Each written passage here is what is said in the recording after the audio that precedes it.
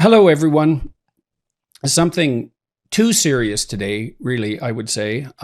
I'm privileged to be talking to Yeonmi Park. Born in 1993 in North Korea, author of In Order to Live, 2015, a book which I just finished reading today,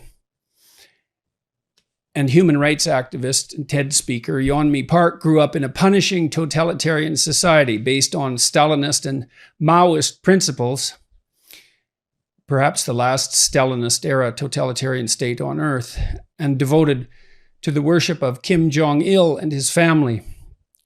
But at the age of 13, she and her family made a daring escape to China in search of a life free of tyranny and indeed a life at all.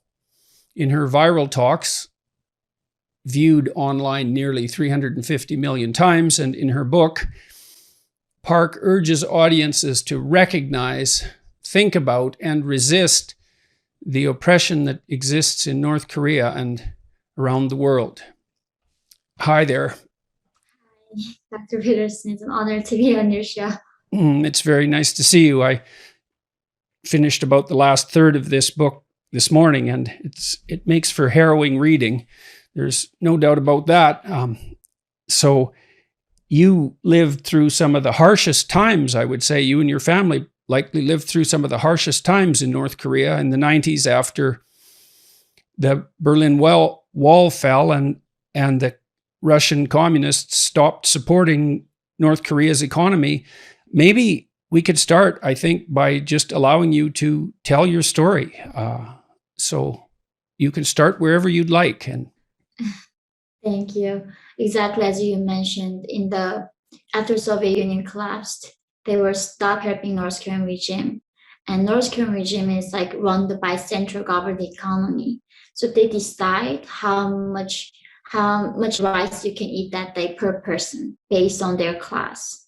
So even though the biggest irony of North Korea is that it was founded the idea of equality, make everybody the same, the communism, and then they called it themselves as a socialist paradise. But they made into North Koreans into three big categories of classes, and within three categories, they divided 50 subcategories of classes. So it became the most unequal society that you can imagine right now in our human history. I was born in the northern part of North Korea. So during this great famine that was man-made famine by Kim regime, that's where most of North Koreans died, in the northern part where I was born. And the people in Pyongyang, in the capital, they were still well fed. So the modern example that I found was actually the Hunger Games. There is a capital and they divide 13 different districts.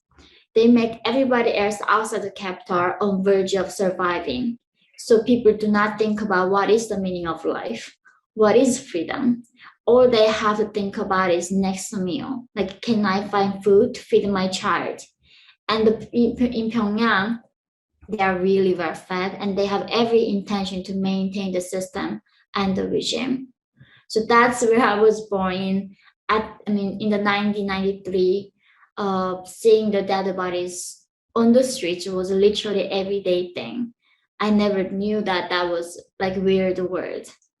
And that's what got me the first when I came out. People were saying, like, why there's no revolution in North Korea. And first of all, we don't even know the vocabulary revolution in North Korea. It's a country where they don't teach us about the word love.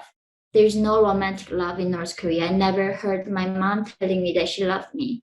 The only word that we know, love, is that written form of the word where we describe our feelings towards the dear leader, not about to another human. So there's no word for love, no word for human rights, dignity, freedom. And that's why, people in North Korea, they don't know they are oppressed. They don't know they are slaved. you said the information control was so total that you had absolutely no idea what was happening in the outside world. And you believed at that time that despite what you saw around you, that other countries were much worse. So even here right now in this 21st century, North Koreans do not even know the existence of internet. And we do not even have electricity. So, of course, in school, I never even seen the map of the world. I never even knew. So in school in North Korea, they don't teach me that I'm an Asian. They teach me that I'm a Kim Il-sung race. And North Korean calendar begins not when the Jesus Christ was born, when Kim Il-sung was born. So they cut out entire information, and people literally get executed for watching photo information. And that is a crime to be dead in North Korea. So you do not have a freedom even to travel abroad. It's an entire black hole of information. You don't know outside that cave what's happening. But of course, like the leaders like Kim Jong-un, he went to school in Switzerland. The top elites go out, but the people at the bottom, most of them, never even seen the map of the world, and we don't even know what Africa, other continents, other race, and that was like me. And you described the conditions that you grew up in. So you're, first of all, what stands out quite remarkably is the degree of hunger. Yeah. So tell me a bit about what it was like when you were a kid in the 90s in Korea with regards to eating. So it's North Koreans are on average 3 to 4 inch shorter than South Koreans because of the malnutrition. And I'm like 5'2", but most of North Korean men are shorter than me. So if we are above 4'10" high, you must go to military. So tons of North Korean adult men are around 4'10", like even below that right now. So this severe malnutrition affects even our brain development. North Korea's average life expectancy is like if somebody lives up to 60, we think they lived a really long life. Like my grandmother who died from almost like malnutrition before her 60, everybody thought, like, oh, she lived long enough to do that.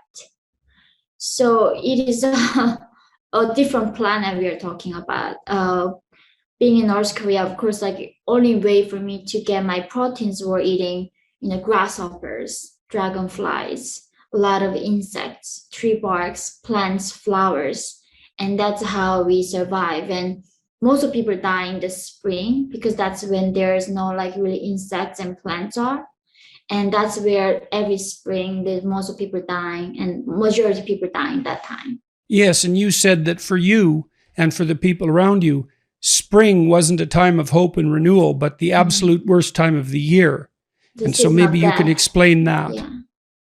Yeah, so every spring I remember my skin sort of like cut off from the like vitamin lackness that I would get dizzy, and it's like season of death every spring. The people who couldn't wait until the summer so the plants grow, and that's when like we all know that tons of people are gonna die. And I still remember I escaped in the spring at the March of 2007.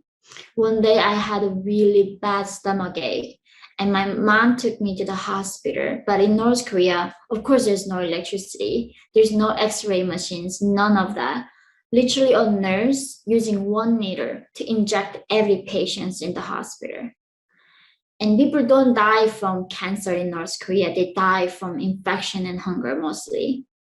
And the doctor literally told my mom that she has appendix. I think we gotta operate on her like right now in this afternoon.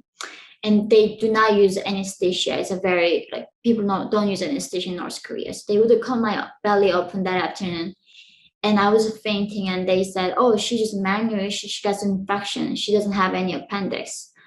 And then they closed me back, and then it literally from our hospital to the bathroom, there were like piles of human bodies piled up. And you see children like chasing the rats, eating just rats, eating human eyes first. And then children catch these rats and they eat and they somehow die from, I don't know what it is. Then rats eat the children back. So this cycle of us eating rats and they eat us back is going to continue and continue. Yeah, and you said that was happening in the hospital. You also mentioned in that episode that you woke up before the surgery was over because the anesthetic ran out. It was not even like actually a full anesthetic. It was more like a dose of, I think, sleeping pill, like a lot of tons of it. So most of people in North Korea right now, even when they cut their legs open, sewing their bones, they do not give any anesthesia because it's a free healthcare and regime do not provide anything for the people.